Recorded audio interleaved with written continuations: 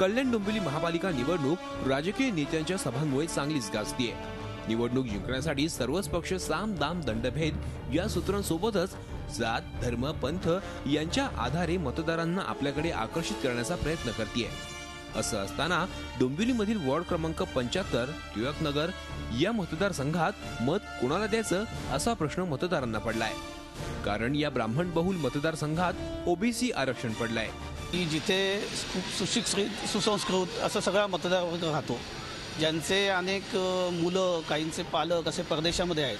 त्यामुळे असा याला संरक्षण देणारा किंवा अशी सुसंस्कृत दूरदृष्टी असणारा असा जो उमेदवार इथे असेल त्यालाच आमचा लोक मतदान देतील असा आमच्या लोकांचा एकंदरीत कल असेल। अशा संभ्रमावस्थेतील परिस्थितीमुळे आता टिळकनगरमधील मतदार काय म्हणतोय ते बघा। ब्राह्मण समाजाचा कल जो माणूस सुशिक्षित आहे, उमेदवार सुशिक्षित आहे आणि ज्याला वॉर्डाचं म्हणजे जे जाणतो नागरिकांच्या काय समस्या आहेत ते सोडवणारा असा जो उमेदवार असेल त्याला ब्राह्मण समाज मदत करतो। सुशिक्षित मतदार असल्यामुळे नेहमी तो उमेदवार कसा चांगला असेल, जो चांगला उमेदवार असेल, जो शिकलेला असेल, ज्याला कामाची जाण असणारा असेल, अशा उमेदवाराच्या पाठीशी तो नक्की उभा राहील।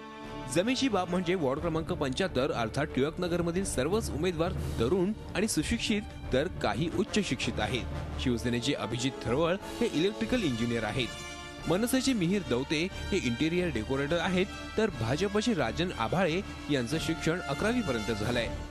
सुशिक्षित शांत स्वभावाचे पण कायद्याने चालणारे लोक या मतदारसंघात आहेत। त्यामुळे ब्राह्मण बहुल मतदारसंघात सर्वच ओबीसी उमेदवार असल्यानं मतदार जात धर्म बघून मतदान करतात की उच्च शिक्षित अनुभवी उमेदवाराला मतदान करतात हे निवडणुकीच्या निकालानंतरच स्पष्ट होईल।